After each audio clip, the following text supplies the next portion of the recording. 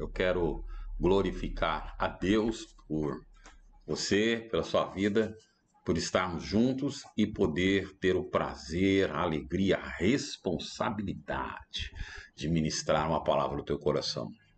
Eu quero que você, juntamente comigo, abra aí a sua Bíblia, pega lá a sua Bíblia, aleluia, e abra junto comigo na segunda carta do apóstolo Paulo aos irmãos em Corinto, capítulo 5, para nós lermos juntos do versículo 18 até o versículo 21.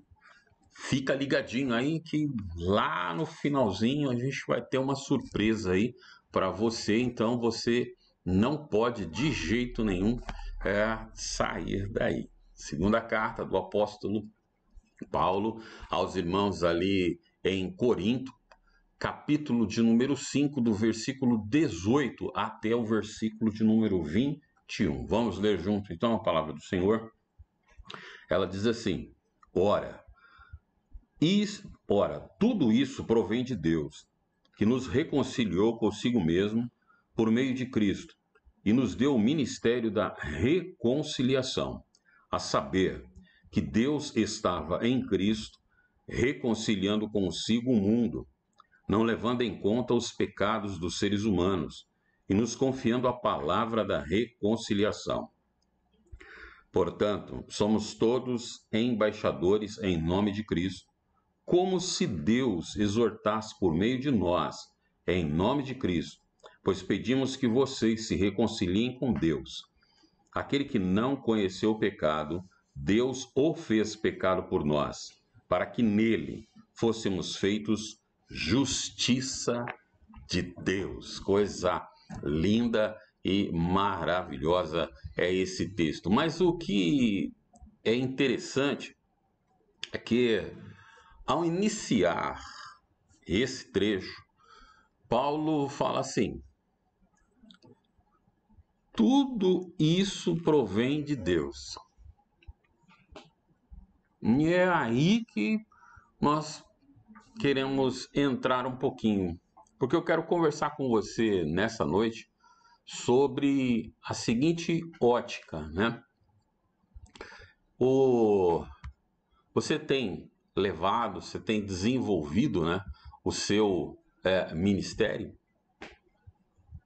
Ou tem deixado, né, não está desenvolvendo o ministério que Deus entregou na sua mão? Mas de repente, ao ouvir essa afirmação, surge um questionamento aí no seu cérebro: mas, irmão, pastor, como assim que ministério? Eu não tenho nem ideia do que seja isso. Olha o que ele diz lá. Deus nos reconciliou, Ele reconciliou você, me reconciliou, Ele nos reconciliou com Ele, através do ministério de Cristo, a morte e a ressurreição de Jesus. E após Ele fazer isso, após acontecer esse ato, atrair você para perto dEle, através de Cristo, Ele entregou nas tuas mãos o ministério. Qual é? De também levar avante esse trabalho de trazer outros a reconhecerem Cristo como Senhor e Salvador de suas vidas, reconhecer que estão em pecado, que pecaram, que carecem desta graça redentora de nosso Senhor e Salvador Jesus Cristo, e ao compreender essa obra então de Deus, entregarem suas vidas ao Senhor. Esse é o ministério que Ele nos deu, de levar avante esse trabalho de trazer, atrair outros à presença do Senhor pelo ministério de Cristo Jesus. E é por isso que eu estou perguntando nessa noite: você tem desenvolvido o ministério que Deus deu? Ele entregou nas nossas mãos esse ministério, esse trabalho de reconciliar, aproximar, trazer para perto dele outras pessoas que, como nós, no passado, estávamos longe da presença desse Senhor. É por isso que ele vai dizer: ora, mas tudo isso que ele fez por você e que ele entregou em suas mãos provém de Deus. Então, o que é? Então, vamos voltar um pouco na narrativa dele para procurar entender. Paulo tem essas pegadas aí, mas hoje levaria muito tempo a gente trabalhar nisso, que normalmente a gente chama de parênteses. Paulo começa a discussão sobre um assunto aí, é como se ele desse uma parada. Lembre-se que Paulo, o ministério de Paulo é desenvolvido aos gentios, aqueles que não conheciam direito o Antigo Testamento, aqueles que sabiam algumas coisas sobre o Antigo Testamento, judeus, mas eram provenientes de cativeiro e que ficaram um pouco fora desse negócio, nasceram no cativeiro, então não tem essa noção muito boa. Então ele começa a tratar de um assunto, aí ele entende que ele precisa explicar sobre o que ele está falando referente lá atrás para poder contextualizar a pessoa. Isso a gente conhece então como um parênteses na fala, né? Mas isso é para uma outra oportunidade. Hoje eu quero saber se você está desenvolvendo o ministério que Deus entregou nas suas mãos. Paulo inicia aí o capítulo 5 com a intenção de falar sobre o ministério da reconciliação, esse que ele citou aqui nesse trecho. Assunto sobre o qual ele se estende desde o versículo 11 do capítulo 5 até mais ou menos o versículo 10 do capítulo 6. Assim ele vai formulando as ideias de maneira que você e eu consigamos entender o que ele está querendo dizer, o que ele está querendo afirmar quando ele diz aí que nós ganhamos, né? Não só nos beneficiou, como também nos responsabilizou sobre esse trabalho de reconciliar outros ao nome dele, através de Cristo. Se nós olharmos para o versículo 14, né? Mantenha aí, por gentileza, sua Bíblia aberta para nós irmos caminhando um pouquinho.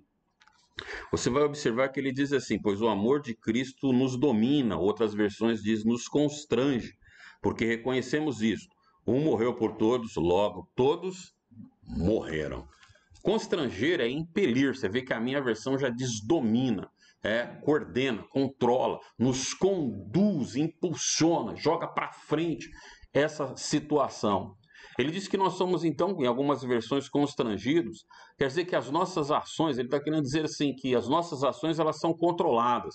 Nós somos bitolados naquela situação, ou seja, dentro de certa maneira de agir, pois somos compelidos ou forçados a ter um certo padrão de vida. Agora, a pergunta que não quer calar é o seguinte: entenda que ele mesmo vai fazer essa colocação de que nós recebemos essa bênção do Senhor, essa natureza divina, esse Espírito maravilhoso que habita dentro da minha, da tua, da nossa vida, no vaso de barro. Ele fala, nós temos essa bênção, que é essa natureza divina, em vasos de barro. Quando ele se refere a esses vasos de barro, ele quer dizer sobre a minha vida, a tua vida, ou seja, dentro dessa sua natureza, que ainda é uma natureza de barro, formada lá do pó da terra, referência lá atrás em Gênesis, quando Deus formou aquele boneco, né? Deu forma ao ser humano com um boneco de barro apenas, e coisa grandiosa foi quando ele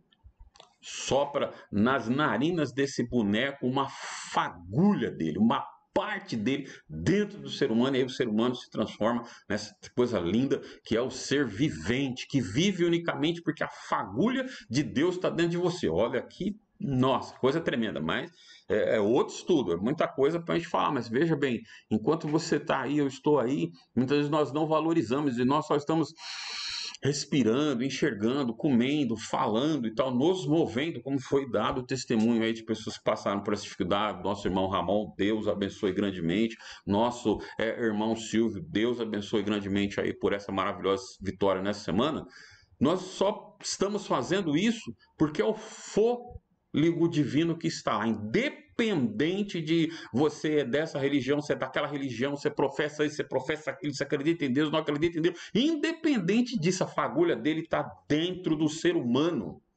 É a fagulha dele que dá vida a esse ser humano. Agora, por termos essas duas naturezas aí convivendo junto, o que vai ditar, controlar, dominar, mover as minhas e as suas ações vão ser a natureza que vai ter preeminência.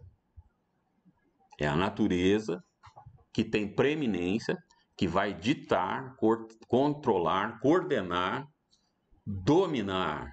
as nossas ações. Ou seja, o que ou quem vai ditar como isto será nosso padrão, né, de vida, o padrão das nossas ações, refere-se a essa natureza que você permite ter preeminência sobre a sua vida, carne ou espírito. Se eu permitir que o Espírito de Deus controle, coordene, comande, domine todas as minhas ações, as minhas atitudes vão ser coordenadas, bitoladas pelo nome maravilhoso do Senhor, pela ação do Espírito Santo de Deus. Mas se é a carne, se é o ser humano, vão ser atitudes que, primeiro, não vão glorificar a Deus e, na verdade, eu ousaria dizer, vão denegrir o nome do Senhor e a pessoa que habita na sua vida, meu irmão, minha irmã. Quando pendemos, então, para Cristo, esse constrangimento, essa força que impele, que motiva, que domina, que controla, que puxa para aquele lado, é uma força que nos traz um certo constrangimento, que também quer dizer vergonha. E ela é uma ação de Cristo. Mas por quê? Ao olhar, Paulo vai dizer aí assim, olha, o amor de Cristo nos constrange, impele, ou em contramão nos envergonha, porque eu não consigo conceber. E aí, o negócio é você parar um momento, agora, para um momento, e pensa na sua vida pregressa. Pensou, está pensando? Onde você estava, o que você fazia, como é que você era, principalmente como você era em relação a esse Deus lindo e maravilhoso que só te quer bem. Como eram as suas ações? Como eram as minhas ações? Como era a minha vida pregressa em relação ao Senhor? Aí o amor dele nos envergonha porque nós não conseguimos entender o seguinte: como é que ele amou a mim de tal maneira que se sacrificou por mim, sendo eu aquele cara como eu era. Como é que uma pessoa pode me amar? Eu mesmo não me amava ao ponto de se sacrificar. Se fosse inverter, eu mesmo não me sacrificaria por mim mesmo. Eu acredito que alguns estão até chegando aí a esta conclusão. Eu mesmo não me sacrificaria por mim. Aquilo que eu fazia, alguém fala assim, olha, você dá a vida por esse camarada aí, você dá a vida por essa pessoa, por essa mulher, por esse homem, por essa criança, por esse adolescente. Eu mesmo não me sacrificaria por mim mesmo, dada a maneira como eu vivia, dadas as coisas que eu fazia. É isto que nos envergonha, porque não conseguimos entender como é que alguém pode amar um outro ser ao ponto de falar, ó, eu vou dar minha vida por você, sendo a pessoa do jeito que era. Esse ato que nos deixa envergonhado, porque nós não conseguimos compreender na magnitude, na sua amplitude, como é que alguém pode fazer isso por outro. Mas eu quero que você pense, esse outro seja você. Esquece todo mundo, você que está aí na sua casa, no seu lar, aí, rodeado de gente, chamou todo mundo, glória a Deus, se reuniu todos para ouvir prestar esse culto, participarem, dando joinha, glória a Deus, para tendo uma palavra, aqueles que tiveram oportunidade. Mas eu quero que você agora pare um pouco, não pense em mais nada, em mais ninguém, e medite um pouco. Como Deus em Cristo demonstrou, me amou, como Cristo pôde me amar dessa forma, dando sua própria vida por mim, sendo que eu fazia aquilo, eu era assim, tal, tá compreendendo? É isso que nos constrange no sentido de envergonhar.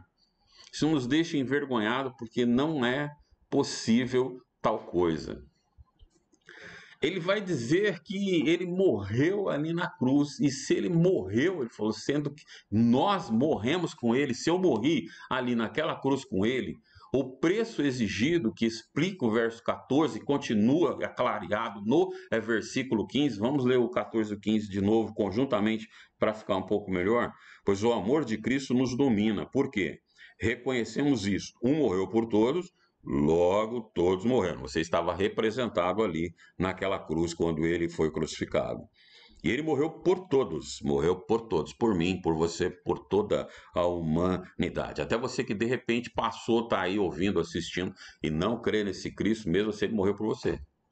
Mesmo você não querendo saber, a morte dele também foi por você.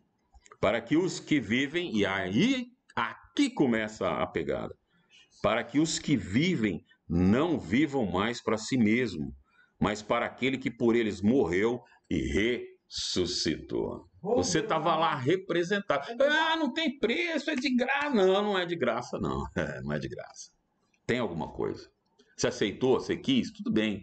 Que maravilha, está lá representado, você não precisa morrer mais na cruz, ele já pagou o preço. Mas no momento em que ele pagou o preço e você aceitou, você tem uma vida diferenciada, uma vida nova, passa a viver a vida dele. A partir daquele momento, ele fala: se você crer neste sacrifício, seus pecados estão perdoados, sua vida será refeita. Mas a partir do momento em que você tem esse encontro e continua vivendo, a sua vivência não pode ser mais como era. A sua vivência agora é a minha vivência. Quem passa a viver agora na sua vida sou eu. Quem se manifesta, quem se expressa sou eu. A vida que você vive vai viver por mim agora. Jesus. Conseguiu pegar a magnitude da coisa? Ele morreu por todos, para que os que recebem essa nova vida não vivam mais para si. Para de ter aquela vida egoísta. É isso que ele está querendo dizer. A vida que você tem agora, já que você disse que é de Cristo, profeta, fala sobre o Senhor, Cristo vive em mim, aleluia, glória. Então, a partir de agora, a sua vida não pode ser mais uma vida egoísta. Não pode ser uma vida egocêntrica, centrada, pensada, única e exclusivamente em você. Tem que parar com aquele negócio. Isso dá para fazer determinada coisa? E aí dá aquela pergunta clássica do ser humano, né? Ganha o que com isso? Ele falou: não pode ser mais assim. Agora você vive para mim e eu vivo para servir.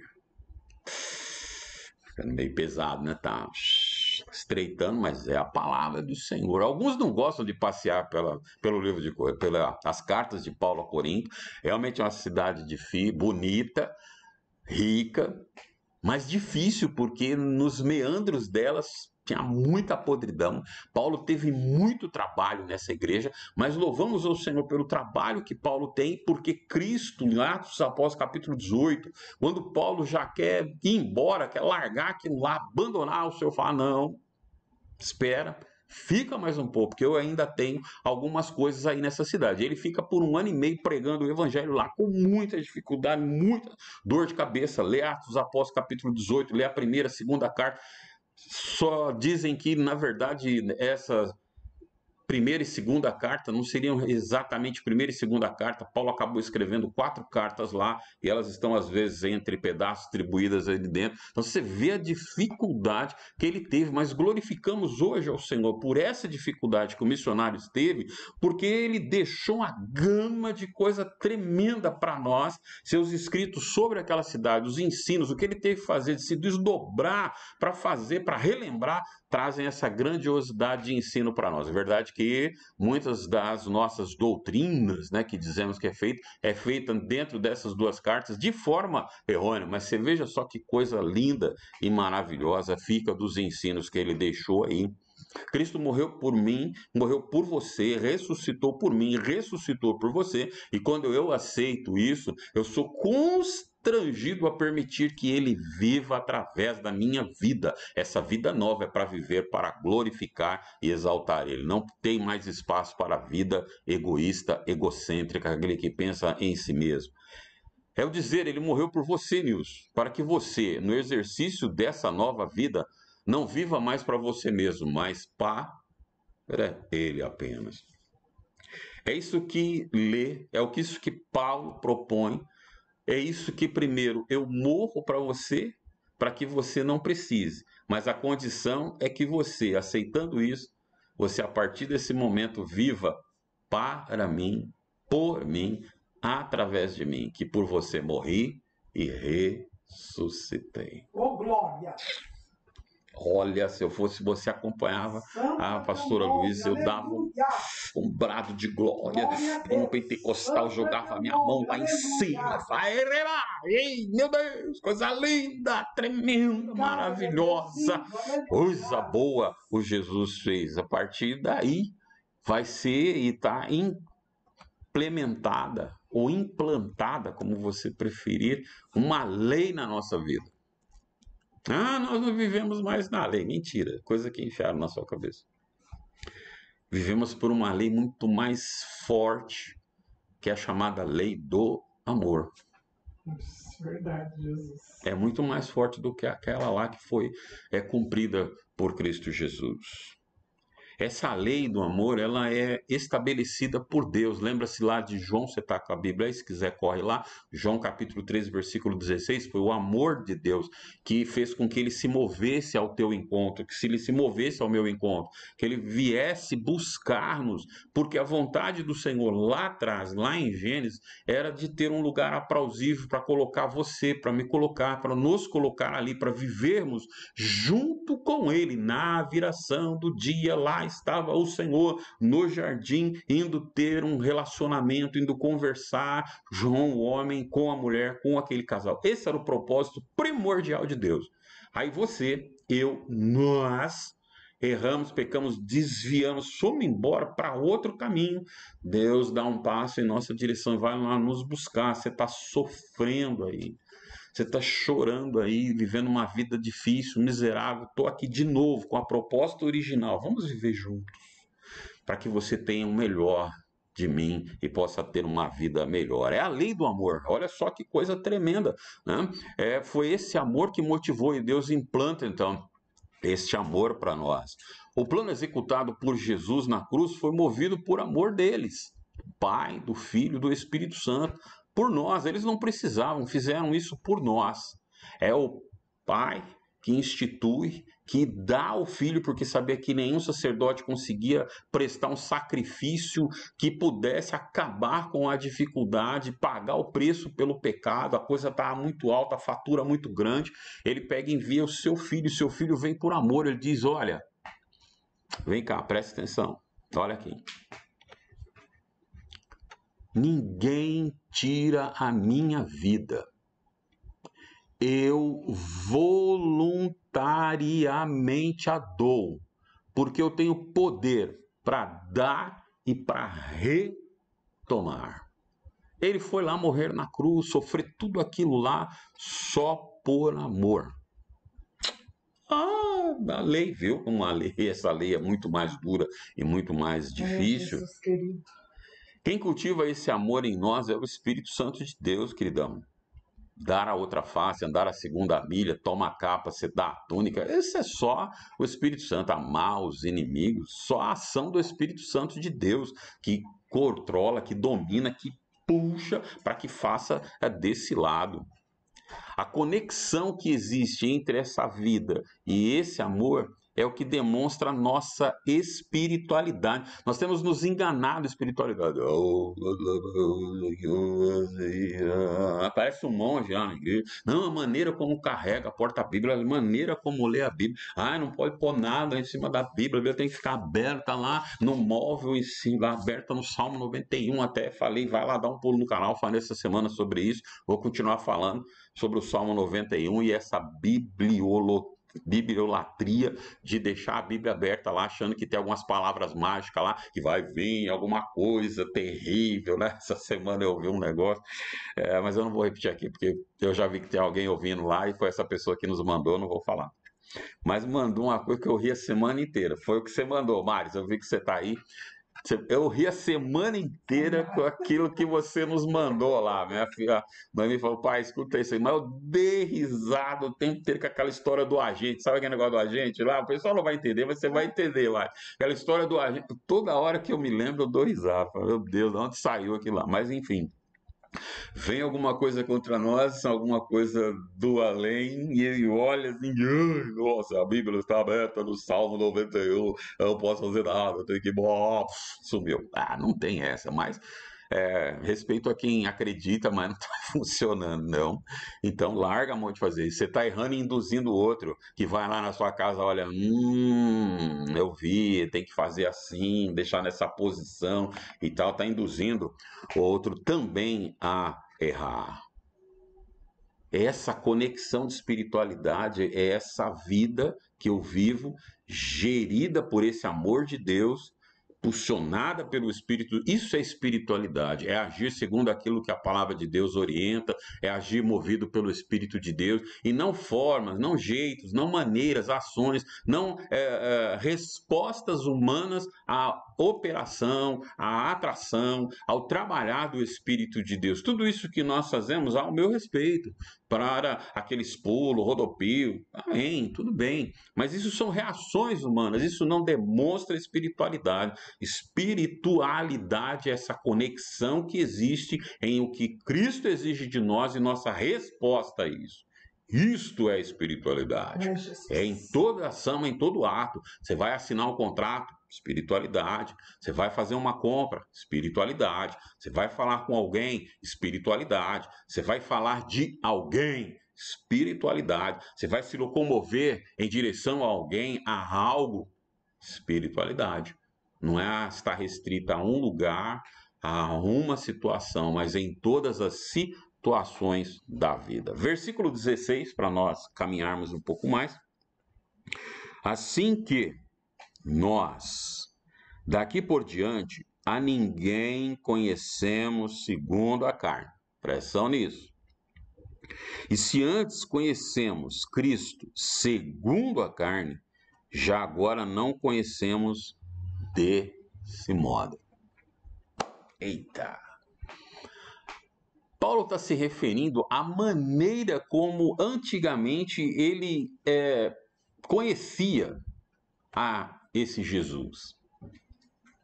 A maneira como Paulo enxergava, via Jesus anteriormente, anterior à sua conversão, sua experiência com Jesus, era uma maneira de ver ele, Jesus, como um inimigo, como um adversário, como um blasfemo, como alguém que falava contra, que denegria a imagem do grande líder Moisés. Com referência aí, né, a referência aí que ele se levantava, falava contra o grande líder Moisés, que era a maneira como Cristo se portava, não para com a Torá, não para com os 5 livros escritos por Moisés e os profetas e tal, não.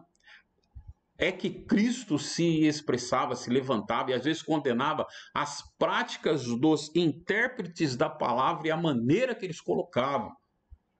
Era isso que ele se levantava, e não contra as escrituras. Na verdade, ele queria mostrar e mostrava pelas escrituras que aquelas promessas, aquele apontar de quem viria, já estava concretizado ali, porque apontavam para ele e ele estava lá. As escrituras falam de mim, vocês além, elas falam de mim, elas me mostram lá, vocês me encontram nas Sagradas Escrituras. Mas por conhecer pela carne, ouvir falar, os comentários, Paulo então diz que antes ele conhecia na carne a Cristo, era quando era o perseguidor.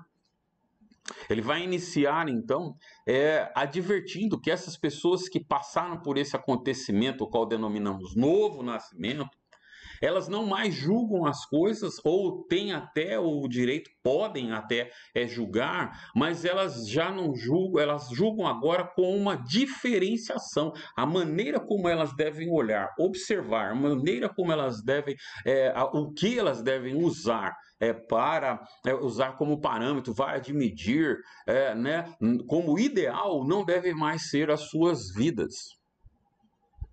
Agora, nós não conhecemos a ninguém mais segundo a carne. Eu não olho, eu não vejo, após a minha conversão, após esse novo nascimento, após ser nova criatura, a minha visão dos outros se paramenta por aquilo, ela se baseia, ou melhor, naquilo que a palavra do Senhor diz. Ela se baseia, ela procura se basear, né, se assentar sobre a maneira, sobre o jeito como o Senhor está fazendo, ou seja, olhar com os olhos do Senhor. Já não mais se baseia nesse olhar pela ótica do ser humano. Eu não posso avaliar a vida do meu semelhante pela ótica humana, ou mais ainda, me utilizando da minha própria vida como padrão. Compreende o que eu digo? É aquilo que normalmente nós ouvimos por aí de uma maneira geral. Eu não teria uma atitude assim. Eu não faço assim. Se fosse eu, faria assim. E por aí afora vai. Você conseguiu pegar a ideia, pegou a visão? Ou seja, nós olhamos para o outro e medimos o outro baseado num modelo de perfeição que é a nossa vida. Que olha só para mim, tá? Não pode, ele fala, não pode ser assim.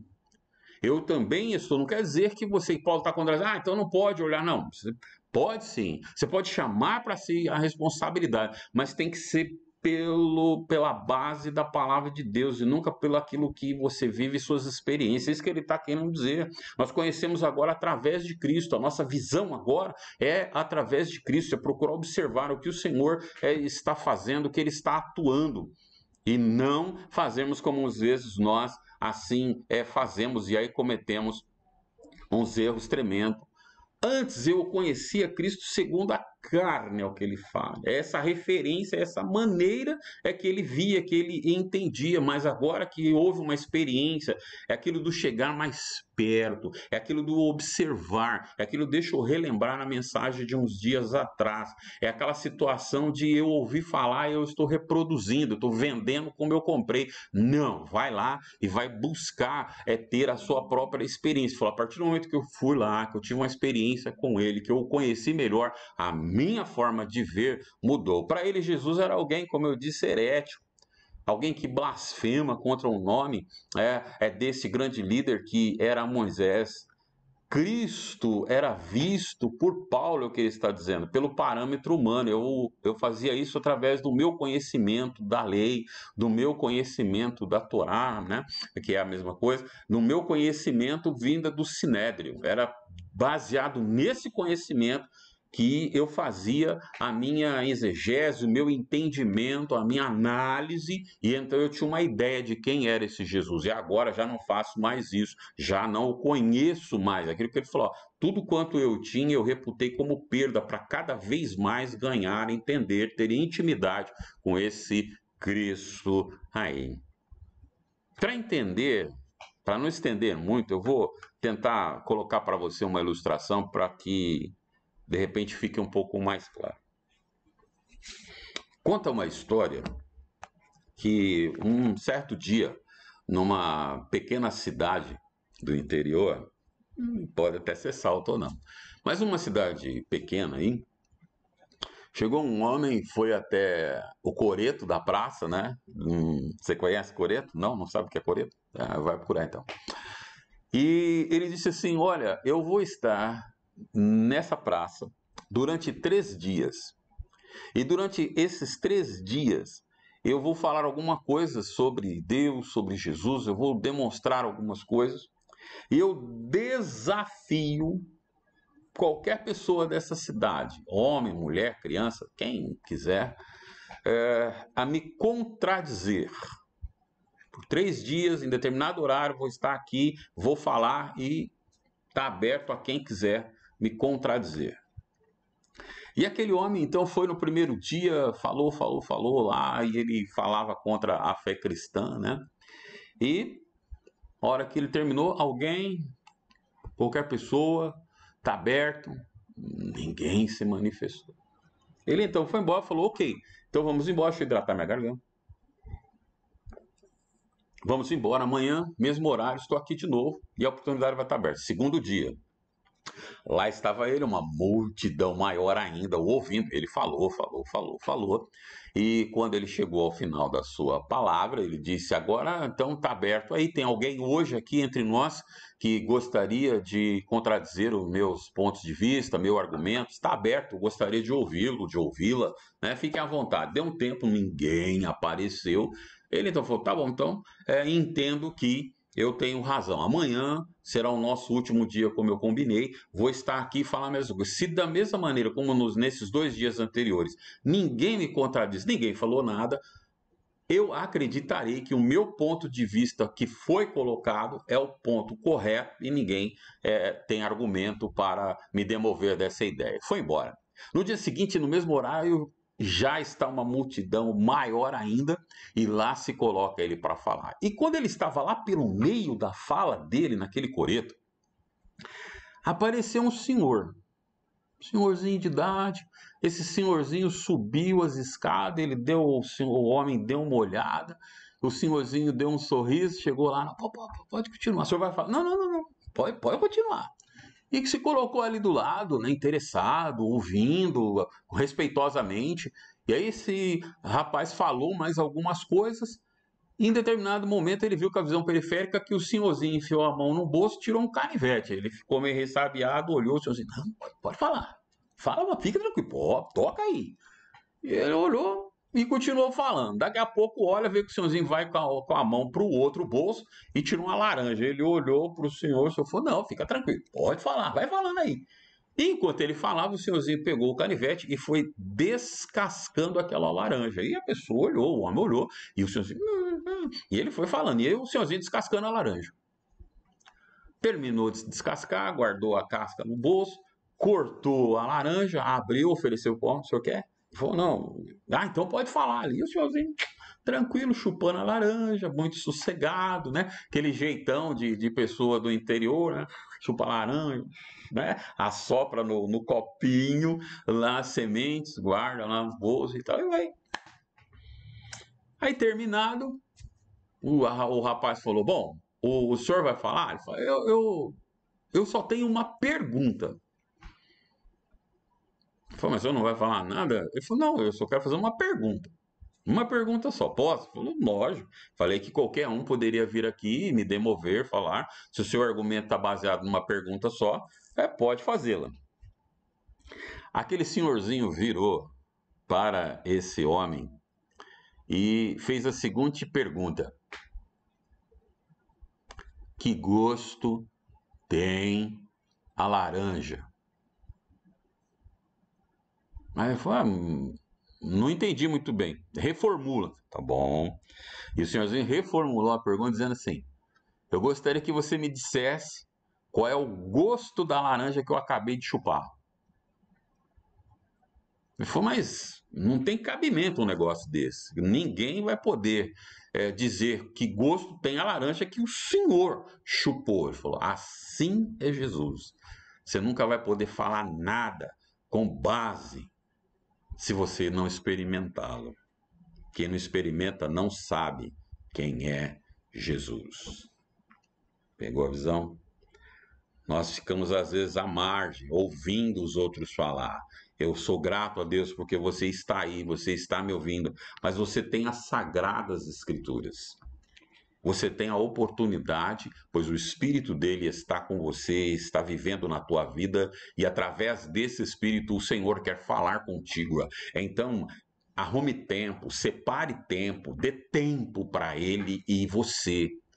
Separe tempo para falar com ele através da oração, para ler a palavra dele, para ter intimidade com ele e assim cada vez mais conhecer o Senhor. Não segundo a sua natureza humana, mas segundo a sua experiência com ele. Eu sei porque ele fez isso comigo, eu sei porque aconteceu, eu sei porque eu passei, eu sei porque eu experimentei. Eu posso até nem conseguir explicar, expressar. E às vezes acontece, porque Paulo fala assim, eu conheço um homem, não sei se na carne, não sei se no espírito, foi levado até o terceiro céu, e ele viu ali coisas tão grandes, lindas, maravilhosas, que a fala humana, a palavra humana não consegue expressar. Mas uma coisa eu sei, essa pessoa teve essa experiência, Deus lhe deu essa experiência. Então, você e eu precisamos buscar isso, para quando falarmos não porque ouvimos falar ou alguém disse, mas porque eu tenho aprendido, experimentado. E aí ele chega no verso 17,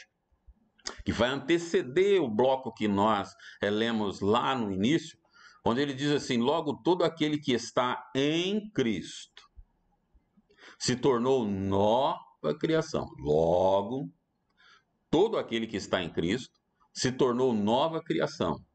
A vida velha acabou e uma nova teve início.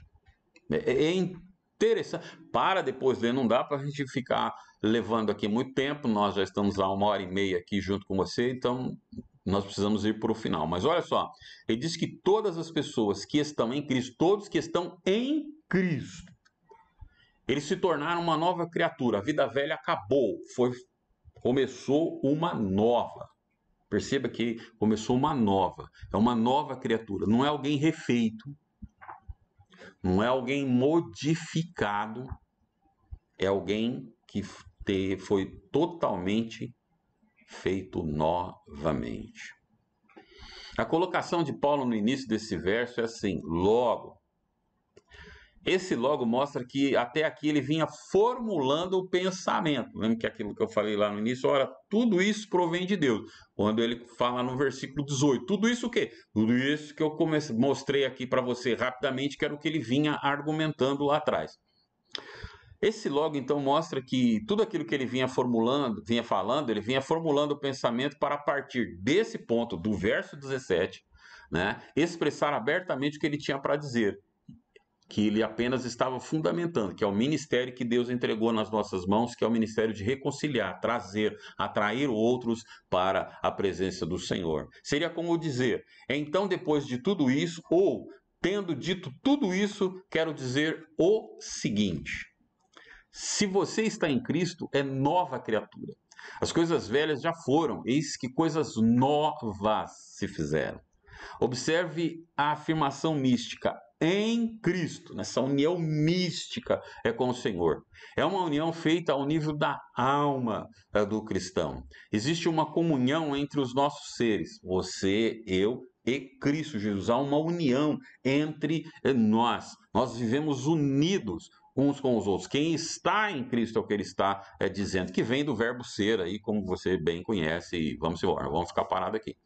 Veja, a fé cristã, então, ela não consiste apenas em uma fé depositada num credo, não, nossa fé é isso, artigos de religião, creio em Deus por causa disso, creio em Jesus por causa daquilo, o Espírito Santo é isso. Ela não está baseada nesse códice, nesse código de fé. Antes, ela é fundamentada numa pessoa, e essa pessoa é a pessoa de Cristo Jesus. E a transformação que essa pessoa, Cristo Jesus, operou em mim e em você através do maravilhoso Espírito dele. Estar em Cristo, ou um ser que está em Cristo, fala de uma transformação íntima que equivale a criar de novo. Se a nova criatura não é ser melhorado, você foi completamente, queridão, minha queridona, refeito. Ele fez de novo. Aleluia! Até essa versão aí, né? Cristo refez. Pensa um minuto, rapidão, rapidão. Qual é a melhor versão de você mesmo? Qual é? A melhor versão de você, qual é? Pensa aí, rapidão. Quando você pensa, eu vou dar a última hidratada aqui. A última. Pensou? Qual é a melhor versão de você? Aquilo que é o melhor. Top. O Nilson top de linha é essa versão aqui. É quando eu faço isso, quando eu sou assim, quando eu tô assado, piriri, pororó. A melhor versão da Luísa, é quando eu tô assim, de boa, por causa disso, de bem com a vida, porque aconteceu isso, aconteceu aquilo, meu pensamento tá assim, meu coração sente assim. Essa é a versão top de linha. Descobriu aí qual é a sua versão top de linha? Então, deixa eu falar para tu, chega mais perto aqui da tela. Até essa versão ele fez de novo. Glória a Deus! Aleluia! Aleluia, aleluia. Louvado seja o Senhor! Obrigado, até essa Senhor. versão top. Essa versão top é quando tudo, né, como diz os astros se alinharam para você assim, falando, pá, sua vez e você tá top. tô numa boa, tudo tranquilo, só amor. Nossa, me sinto ótimo, só jogo flores, beijos, faço tudo de bom, quero ajudar todo mundo. Essa é a minha versão top, até essa versão. Em Cristo Deus fez nova. Não aceitou. Falou, não, essa parte aqui do Zé, do Mané, da Maria, do Benedito, essa parte do Nilson é top. Não precisa fazer de novo, não. Ele fez, falou, não, mesmo esse top aí não presta pra nada. Tem que mexer aí. Quando eu tava pensando nisso, eu gosto sempre de uma ilustração. Eu tava pensando assim, é uma coisa meio masculina, né? Mas tudo bem, vai dar para você entender. Me desculpe que foi um dos melhores exemplos que me ocorreu. De repente você tem um melhor. Posta aí nos comentários. Pensa num carro antigo. Pensou? Qual modelo? Sei lá. Vamos pensar aqui uma Brasília amarela. Lembrei do outro lá que tinha uma Brasília amarela. E aí você pega essa Brasília amarela e você faz a funilaria dela todinha de novo. Você pega essa Brasília amarela, desmonta ela, faz a funilaria toda, coloca uns pneus novos no lugar dos antigos, debaixo do capô você arranca todo aquele motor lá e põe um motor, sei lá, vamos arrebentar aqui, 2.0 TSI Turbo. Nossa, meu Deus, hein? Um motor 2.0 TSI Turbo debaixo daquele motor. Debaixo daquele capô. E aí, vai estar acompanhando? Tá acompanhando, pastor? Pensa comigo. Você tá lá na sua Brasília amarela, tá desfilando. E aí você para num farol e para Camaro amarelo do seu lado ali. E a pessoa dá aquela olhada assim, né? Tá, poxa vida. A Brasilinha amarela, nossa, tá bem conservadinha, tá bonitinha. E você tranquilão lá mesmo, sua Brasília amarela. E aí, farol amarela, rapaz do Camaro dá aquela acelerada, olha pra você, dá aquela risadinha, assim, vamos? E aí você vai lá, tolinho, e carca o pé e daqui a pouco você tá empurrando, lembra? Você tá com dois por debaixo daquele capô. Tem um sangue novo, um coração novo, 2.0 TS Turbo, você acelera, cola nele, e aí ele olha pelo retorno e fala, que é isso? Que Brasília é essa? A aparência de um carro velho, meu cara tá me empurrando assim, aí você dá aquela desviada, cola nele, dá uma olhadinha pra ele, aí, vamos? Vamos pro pé, chama no pé, vamos lá. É uma brincadeira, mas é isso que quer dizer. As pessoas precisam olhar para você e ver aquela carcaça. Nossa, é uma noção. É uma noção. Mas quando chegar perto, vou olhar aqui debaixo do capô, tem um motor novo, que na mente tem um cérebro novo, novas atitudes, tem a mente de Cristo lá dentro daquela carcaça aparentemente velha, foi refeito e abrindo tem o Espírito Santo de Deus, aleluia, que habita lá, que conduz, que coordena, que faz. Os pensamentos, as atitudes, as ações são muito mais elevadas quando essa pessoa chega perto falando, que isso? Mas é a Brasiliazinha amarela, mas nossa, que aconteceu? E aí Pedro fala, quando ele perguntar isso, você fala qual é a razão da sua fé. Hoje não mais vivo eu, Cristo vive em mim. A minha vida velha acabou. Tem uma novinha aqui, pois o Senhor é quem está vivendo agora. Glória a Jesus, aleluia. É isso que ele fez. Ele não deu uma reformada, pegou aquele motor da Brasíliazinha lá e deu uma mexida, colocou uma biela nova, uma correia nova, um parafusinho novo, deu uma boa lavada, ficou bonitinho. Não. Pegou e fez tudo novo. Eis que quem está em Cristo é uma nova criação. As coisas antigas acabaram. não se nomeiam mais, não se encontram mais, pois ela agora é uma criação totalmente nova na pessoa do Senhor. Na vida do crente, então, as coisas más, de forma total, foram banidas. Antes, aquele que agora é crente estava centralizado em si mesmo, egoísta, mas agora o centro de sua vida é Jesus. E isto é evidenciado pela sua preocupação verdadeiramente cristã, ou seja, o bem-estar alheio. Oh, Deus. O que você está fazendo com o ministério que Deus entregou nas tuas mãos? O ministério de chamar outros a se reconciliarem com Ele. É por isso que ele diz, depois que tudo isso aconteceu, voltamos e encerramos no texto no versículo 18, ora, tudo isso que eu falei para você aí atrás, provém de Deus, que nos reconciliou consigo mesmo por meio de Cristo e nos deu o ministério da reconciliação. Amém? Amém, Que Jesus. Deus Glória a possa Deus. abençoar grande, rica e poderosamente a sua vida em nome do Senhor Glória a Jesus. Jesus.